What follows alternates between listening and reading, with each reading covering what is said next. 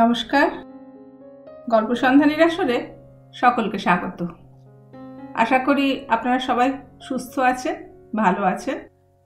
আমার গল্প পাঠের আসরে আজকের গল্প শিবশঙ্কর মিত্রের লেখা সুন্দরবনে নবাগত আগন্তুক সতর্কবাণী। এই লেখকের সম্পর্কে একটু আমাদের জানা প্রয়োজন। এই শিবশঙ্কর মিত্র 1909 খ্রিস্টাব্দে 20 অক্টোবর খুলনায় জন্মগ্রহণ করেন। তিনি 1992 খ্রিস্টাব্দ পর্যন্ত বেঁচে ছিলেন।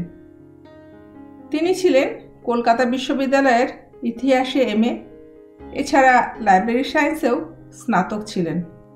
তিনি সুযোগ পেলেই সুন্দরবনের গভীর জঙ্গলে গিয়ে স্থানীয় বাসিন্দাদের কাছে দিন কাটাতেন। তাই তার এই গল্প নিছক গল্প নয়, বরং বাস্তবতায় মোড়া।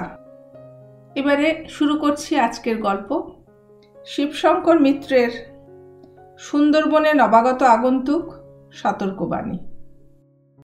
বাংলার লোকের কাছে সুন্দরবনের বিপদে আপদের কথা তো মুখে মুখেই সর্বত্র চালু। আছে মানুষ খেকো রয়্যাল বেঙ্গল, আছে ছোট বড় তীব্র বিষধর কালনাগিনী, আছে সুতীক্ষ্ণ দাঁতের কপাট নিয়ে উদ্যত কুমির, হাঙর ও কামট, আছে দুরন্ত খরস্রোতা দিগন্তব্যাপী বিশাল নদীগুলি ও তার পাহাড় সম উত্তাল ঢেউয়ের দাপট, আছে ঘূর্ণি ও ঝঞ্ঝা। এসব তো আছেই, তার উপরেও আছে নবাগতদের কাছে চোরের মতো অজান্তে হঠাৎ দেখা দেওয়া জীবনান্তকারী এক আপদ। স্থানীয় অধিবাসীরা যারা দৈনন্দিন জীবন ও জীবিকার জন্য সুন্দরবনের সঙ্গে একান্তভাবে জড়িত, তারা এই আনন্দকে আপদ বলেই মনে করে না। তাদের কাছে অতি সহজেই এই আপদ সরগর হয়ে গেছে। তা যতই না কেন এই আপদ জীবননাশের কারণ হতে পারুক। চোরাবালি। সুন্দরবনের চোরাবালি তার এক ভিন্নতর চরিত্র ও রূপ নিয়ে বিরাজ করে আছে 24 পরগনায়। সমুদ্রে চোরাবালি আগেকার কাঠের জাহাজ নিয়ে ক্যাপ্টেন সারেংরা কি ভীষণ আতঙ্কগ্রস্ত ছিল তা বলার নয়। গোটা জাহাজ যে চোরাবালিতে আটকে চিরতরভাবে নিমগ্ন ধ্বংস হয়েছে, তার ইতিহাস আজও লোহার ও কলের জাহাজের দিনেও নাবিকদের ভীত করে তোলে। সমুদ্রের এই ধরনের চোরাবালি দলদল নামে পরিচিত। এই সেদিনও 5-6 বছর আগে কচ্ছপ উপসাগর উপকূলে এমনি এক দলদলে আটকে যায় মানুষ বোঝায় একখানা জিপ গাড়ি। ওরা সোজা পথ ধরে ওদের অজানিতে এই দলদলের উপর দিয়ে গোটা জিপ গাড়ি সোজা চোরাবালিতে তলিয়ে যেতে থাকে। জিপ গাড়ির আতঙ্কগ্রস্ত মানুষেরা ওই দলদলেই ঝাঁপিয়ে পড়ে সেখানেই তলিয়ে যেতে থাকে। অদূরে তীরের উপর দাঁড়িয়ে থাকা এক 11 বছরের মেয়ে তখন আপ্রাণ তারস্বরে চিৎকার করে বলতে থাকে, শিগগির শুয়ে পড়ো, শুয়ে পড়ো, শুয়ে পড়ো, শুয়ে সাঁতার, বালিতে হেঁচড়ে হেঁচড়ে, হাত ও হাঁটুর জোরে হেঁচড়ে সাঁতার, আমার দিকে, আমার দিকে, শিগগিরই আমার দিকে, আমার দিকে, আমার দিকে। জিপের যাত্রীরা সবাই সে যাত্রায় নিস্তার পায়। ভারত সরকার সে বছর বালিকাটিকে এক বড় জাতীয় পুরস্কারে পুরস্কৃত করেন। হুগলি নদীর পূবে দক্ষিণ 24 পরগনার সুন্দরবনে এক নতুন ধরনের চোরাবালি দেখা দেয়। এই ধরনের চোরাবালি দেখা দেওয়ার আগেই খাস হুগলি নদীতে দলদলের মতো এক নবতর সামুদ্রিক চরের আবির্ভাব। কলকাতা বন্দর থেকে ডায়মন্ড হারবার বন্দর অবধি এই স্বল্প বিস্তৃত স্থানে জোয়ার ভাটার খরস্রোতা হুগলি নদীর তলদেশে পলিমাটি মিশ্রিত বালির অনবরত স্থান পরিবর্তনকারী চর পড়ে পড়ে জাহাজের গতি রুদ্ধ করে। শুধু গতি রুদ্ধ করে তা না, সমূহ বিপদ ডেকে আনে। পুরনো দিনের জাহাজগুলিকে চিরতরে ধ্বংস করে দিয়েছে। এই স্বল্প বিস্তৃত স্থানে খরস্রোতা হুগলি নদীতে এমন হওয়ার কারণ, মেদিনীপুরের 2 নদী, রূপনারায়ণ দামোদর নদী রাজমহল পাহাড়ি অঞ্চল থেকে পলিমাটি ও বালি বোঝাই জল বহন করে এনে হঠাৎ পূর্বগামী হয়ে খুবই কাছাকাছি প্রায় সমকোণে হুগলি নদীতে পড়েছে। জমির ঢাল এই অঞ্চলে দক্ষিণে সাগরের দিকে থাকায় ও হঠাৎ পূবে বেঁকে যাওয়ায় স্রোত স্তিমিত হয়ে পলি ও বালি ঝরে পড়ে। আর সে স্রোত যখন খরস্রোতা হুগলি নদীর সঙ্গে ধাক্কা খেয়ে স্তিমিত হয়, তখন অধিকতর পলি ও বালি ঝরে পড়ে। তারই ফলে তলদেশে এই ধরনের চর বা চড়া পড়ে। এই চড়াই বা বালির বাঁধে আটকে পড়ে কত জাহাজ যে মারা পড়েছে তা বলার নয়। রয়্যাল জেমস অ্যান্ড মেরি 1694 সালে, ইন্ডিয়ান স্টিম নেভিগেশন কোম্পানির 2টি এ সকল এবং মারাঠা 1885 সালে, সিটি অফ ক্যান্টারবেরি 1897 সালে ইত্যাদি। কিন্তু হুগলি নদীর পূব থেকে রায়মঙ্গল নদী পর্যন্ত সুন্দরবনে এক নবতর রূপে চোরাবালি দেখা দিয়েছে। কেন এমন হলো তার অধিকতর সন্ধান আবশ্যক। হয়তো এর নদীগুলিতে গঙ্গার জল না আসাতে বা ক্ষীণ হয়ে যাওয়াতে, বা হয়তো অধিকতর বন বা বাদা অঞ্চলকে লিজ দেওয়ায় আবাদ অঞ্চলগুলি নদীর জল থেকে নিচে পড়ে গেছে, বা হয়তো নদী ও খালগুলির দুপারে উঁচু ভেড়ি দেওয়াই এমন হয়েছে। নদীর তলদেশে জলস্রোত কখনো সমতলে প্রবাহিত হয় না। নদীর একদিকের বা অন্যদিকের তীর বেয়ে গভীর জলখাত দিয়ে বাহিত হয়। নদী যখন ডান দিকে বাঁক নেয় তখন ডান দিকেই চর পড়ে, আর যখন বাঁ দিকে নেয় তখন বাঁ দিকেই চর পড়ে। অর্থাৎ যে পারে ভাঙন তার অপর পারেই চর। এইসব বিস্তৃত চরের মধ্যেই চোরাবালি দেখা দেয়। সবটা চরই চোরাবালি নয়, এইসব কোনো কোনো চরেই মাত্র 2-1টা 4-5 হাত জায়গা নিয়ে চোরাবালি হঠাৎ দেখা দেয়। সংখ্যায় অল্প হলেও এবং স্বল্প পরিসর জায়গা নিয়ে হলেও সুন্দরবনে নবাগত আগন্তুকদের জীবন্যাসের কারণ হয়ে উঠতে পারে। তিনি পর্যটক হতে পারেন বা তিনি সরকারি বনরক্ষক নবাগত কর্মচারীও হতে পারেন। দুটি কাহিনী বিধৃত করলে হয়তো এই ধরনের প্রাণনাশকারী চোরাবালির চরিত্র পরিস্ফুট হয়ে উঠবে। 1951 সালের কথা। পূর্ব পাকিস্তান থেকে তখন দলে দলে লোক এদেশে চলে আসছেন। এই হিরিকের মধ্যে ছিল এক যুবক, নাম তার অনিল চন্দ্র নাথ, বাড়ি খুলনায় বড়দলের নিকট। ইতিমধ্যে সে খুলনায় সুন্দরবনে যাতায়াত শুরু করেছে। শুধু শুরু করেনি, সুন্দরবনের প্রেমেও পড়ে গেছে। সংসারে ছিল তার বৃদ্ধা মা, আত্মীয় স্বজন সবাই আগেই কলকাতা মুখে চলে এসেছে। গুজবের হিরিকে শেষ পর্যন্ত সেই যুবকও মাকে নিয়ে এক ছোট্ট ডিঙিতে কলকাতা মুখ দলে ভিড়ে পড়েছে। কিন্তু মাঝপথে তাকে সুন্দরবনের আকর্ষণ পেয়ে বসে। কলকাতা মুখ না গিয়ে হিঙ্গলগঞ্জ থেকে সুন্দরবনের কোল ঘেঁষে ঘেঁষে গোসাবাগঞ্জে এসে স্থায়ী আস্তানা গেড়েছিল। এবার সবে 24 পরগনা সুন্দরবনের সঙ্গে মোলাকাত হতে থাকে। সবে 1 বছর হয়েছে কিনা সন্দেহ, তাকে বলা যায় নবাগত আগন্তুক বলে। তখন একদিন অনিলনাথ বাসন্তীর বড় হাটে যায়। সেই সময় তো ভটভটি চালু হয়নি। দিনে একবার মাত্র বাসন্তী থেকে গোসাবায় আসার লঞ্চ চালু ছিল। গোসাবার লোকেরা তাই 10-12 মাইল পথ খেয়া পারাপারি করে যাতায়াতেই অভ্যস্ত। সেবার বাসন্তী থেকে হাটের পরদিন শেষ রাতে হেঁটে বাড়ি ফিরছিল। যখন খেয়াঘাট এসেছে তখন সবে ভোর। খেয়াঘাটের মুখে দুগ্গদোয়ানির খাল। এটা দোয়ানি, বিদ্যাধরী নদী ও গোমর নদীকে ছোট ছোট বাঁকে বহুদূর এই সরু খাল এগিয়ে যোগাযোগ করেছে। দুগ্গদোয়ানির মুখে সূর্যবেড়ের ট্যাঁকে এক ঘোলায় গদখালির বিস্তীর্ণ চর।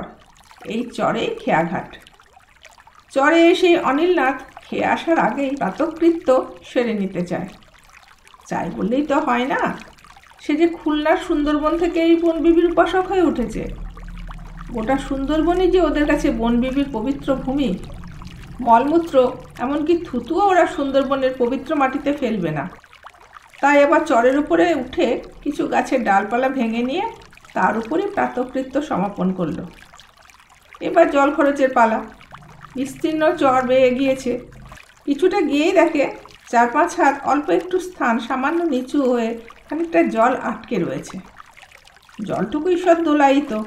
অনিল ভারী খুশি। সেই জলটুকুতে তাড়াতাড়ি কাজ সারতে চায়। সেখানে বসতে না বসতে পায়ের গোছ অব্দি বালির তলায় চলে গেছে। তাড়াতাড়ি এক পা টেনে তুলতে গেছে তো আর এক পা অধিকতর বালির তলায় ঢুকে গেছে। হঠাৎ জ্ঞান হয়, এই যে আমাকে বালির তলায় নিয়ে যাচ্ছে, চোরাবালি। ভয়ে চিৎকার, তারস্বরে চিৎকার, বাঁচাও বাঁচাও, আমাকে বাঁচাও। পাশেই কয়েকজন ফিরিঙ্গি কাপালি তখন ডিঙি করে ভোর সকালে মাছ ধরতে যাচ্ছিল। তারা তারস্বরে মরণ চিৎকারের আর্তনাদ শুনে একটু এগিয়ে এসেই তাড়াতাড়ি দূর থেকে দুটো লম্বা লগি অনিলের হাতের কাছেই ছুঁড়ে দেয়। ততক্ষণে অনিলনাথের কোমর অবধি বালির তলে। কাপালেরা ভীষণ তাড়া দিয়ে চিল্লিয়ে বলে, তুরন লগি দুটো বগলের তলে, বগলের তলে। লগি আড়াআড়ি ফেলে, আড়াআড়ি আড়াআড়ি, আমরা আসছি, আমরা আসছি বলেই ওরা চরে ঝাঁপিয়ে পড়ে ওদের ডিঙি বালির ওপর দিয়ে টেনে এনে চোরাবালির গায়ে আড়াআড়ি রেখে তাতেই উঠে পড়ে।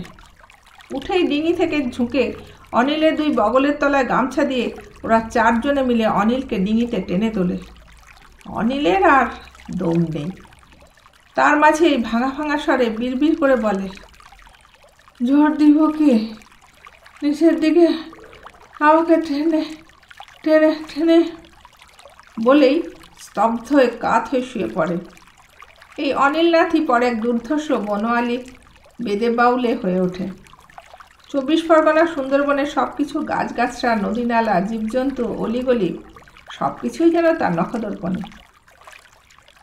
দ্বিতীয় কাহিনীটি এই সেদিনের কথা, মাত্র 5-6 বছর আগের কথা। ব্যাঘ্র প্রকল্পের বসিরহাট রেঞ্জের সুন্দরবনের নামখানা এলাকা। মাতলা নদীর মোহনার উপপারে সাইমারির চর, বিশাল চর। চরের উত্তরে প্রিমিটিভ বা উঠতি বন।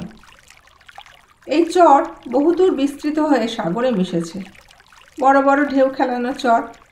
এই বালির ঢেউয়ের খাদে নিচে বসে মাথার ওপর ডালপালা দিয়ে ঢেকে হরিণ শিকার করার ভারী সুন্দর স্থান। আর হরিণও এই সমস্ত চরে রোদ পোহাতে আর চরের ঘাস খেতে আসে। কিন্তু এসব ভাটির সময়ের কথা। জোয়ারের সময় ভিন্ন কথা। তখন জোয়ারের তোড়ে সব জলে জলাকার। সব চরটাই তো ডুবে যায়, গোটা বনটার তলদেশও জলে ডুবে যায়। আবার যখন ভাটি আসে, এই সব জল বনের তলদেশ ও চর ছেড়ে আপন ঘরে ফিরে যায়। নদী, খাল ও নালা বেয়ে তারা ফিরে যায় যেন মায়ের কোলে। বিস্তৃত চরও আবার দেখা দেয়, যেন রোদে কিচমিচ করে হেসে ওঠে। সাইমারি চরের দৃশ্যে তারতম্য প্রতিদিন চলেছে জোয়ার ভাটার তালে তালে। সাইমারির চরে আরও খানিকটা পূবে লক্ষ্মীখালী নামে একটি খাল। তখন ভাটির সময় সেই খাল বেয়ে একটা ডিঙিতে একজন নবাগত বনরক্ষকবাবু কয়েকজন সঙ্গী নিয়ে হাজির। বনটা ছাড়াতেই সেখানে ডিঙি ভিড়িয়ে দিলেন। দূর থেকে দেখেন আরও কিছুটা দূরে চেতনাপানা সরু ডিঙিতে এসে লক্ষ্মীখালীর মুখে জেলেরা মাছ ধরছে। খ্যাপলা জাল দিয়ে প্রচুর মাছ ডিঙিতে তুলছে। মাছেরা তো সবসময় স্রোতের বিরুদ্ধে এগোয়। মাছের শরীর ও আঁশের গঠনও তো তেমনিভাবেই গড়া। ভাটির উল্টো স্রোতে খালের মধ্যে দিয়ে বনের দিকে এগোচ্ছে। সেই ফাঁকে জেলেরা মহানন্দে মাছের ডিঙির খোল বোঝাই করতে ব্যস্ত। এই মাছ ধরা দেখতেও যেমন এসে ধরে, আর বনের বাবুদের দেখার আনন্দ দেখে জেলেরা না চাইতেও বাবুদের হাতে তুলে দেয় 2-4টে মাছ। এই নেশায় ও মজায় বনরক্ষকবাবু একজন সঙ্গী নিয়ে চরের মধ্যে অকুস্থলের খানিক দূরে হাজির। আনন্দে মাছ মারা দেখছে তো দেখছি, ওদের দুজনেরই পায়ের কবজি অবধি দেবে গেছে বালির মধ্যে। হুঁশ হতেই সঙ্গী তো হতচকিত। তাসে বলে ওঠে, বাবু, চোরাবালি, চোরাবালি, শিগগির চলুন, শিগগির। সঙ্গীটির চেহারা পাতলা ফিনফিনে, সহজেই পা তুলে যেন হরিণের মতো ছুট দিল। বাবুটি ভারিক্কি মানুষ। বয়সী যুবক হলে কি হবে, ইতিমধ্যে দেহে বেশ কিছুটা মেদ জন্মেছে। দেহের ঘোরাফেরা ঝটপট করা দায়। নড়তে চড়তে 6 মাস। সঙ্গীটি ছুট দিয়ে পিছন ফিরে দেখে বাবুটির পা হাঁটু অবধি বালির তলে। এক পা টেনে তুলতে গেলে অন্য পায়ে অধিকতর চাপ পড়ে অধিকতর বালির তলায় বসে যায়। সঙ্গীটি দূর থেকে কাণ্ড দেখে আতঙ্কিত হয়ে সজোরে গালি দেবার মতো বলে ওঠেন, করছেন কি? তুরান মাটির পর শুয়ে পড়ুন, শুয়ে পড়ুন। সঙ্গীরও বুঝি ছোটার গতি থামাবার জো নেয়। ঝট করে মাথা সামনে ঘুরিয়ে আবার হরিণের মতো ছোটে আর বাবুকে বলতে থাকে, সাঁতার, সাঁতার, বালির পরে সাঁতার, হাঁটু আর হাতের জোরে সাঁতার দিন, সাঁতার দিন, আমার দিকে আসুন। সামনেই অকুস্থলে 30 ফুট দূরে একটা সরুপানা নালা। সঙ্গীর লক্ষ্য নালাটি। নালা দিয়ে বনের তলদেশে জোয়ারের জল তখনও ঝিরঝির করে নেমে যাচ্ছে। সঙ্গী শীর্ণ জলটুকুর মধ্যে ক্ষণিক দাঁড়ালো।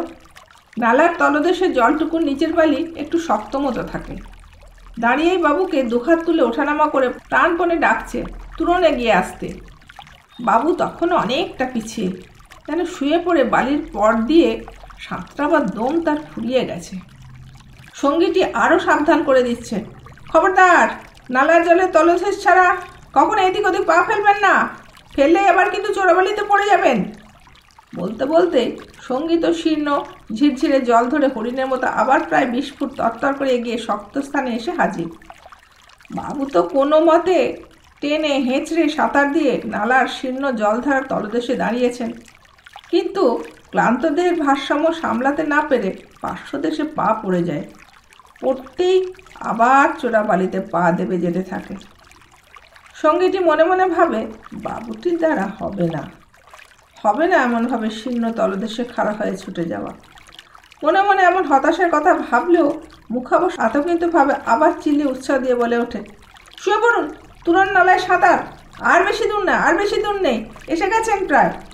কিন্তু আরও 20 ফুট দূর আছে। সঙ্গীটি হাত পা নেড়ে নেড়ে তার কাছে সাঁতরে এগোবার জন্য জানাতে থাকে। শেষ পর্যন্ত শ্রম ও জীবন্যাসের আতঙ্কে কুকুরের মতো হাঁ করে হাঁপাতে শক্ত মাটিতে বাবু হাজির। কোনো শক্তি নাই তার। অবশেষে সঙ্গীটি দুহাতে টেনে তুলতেই বাবুটি খানিকটি বমি করে সেখানেই মাটিতে কাত হয়ে লুটিয়ে পড়লেন। সঙ্গী তখনই ছুটে গিয়ে অন্য সবাইকে ডেকে এনে বাবুর শেষ রক্ষা করে। মনে হতে পারে সুন্দরবনের সঙ্গীটি এ কেমন ব্যবহার করলো।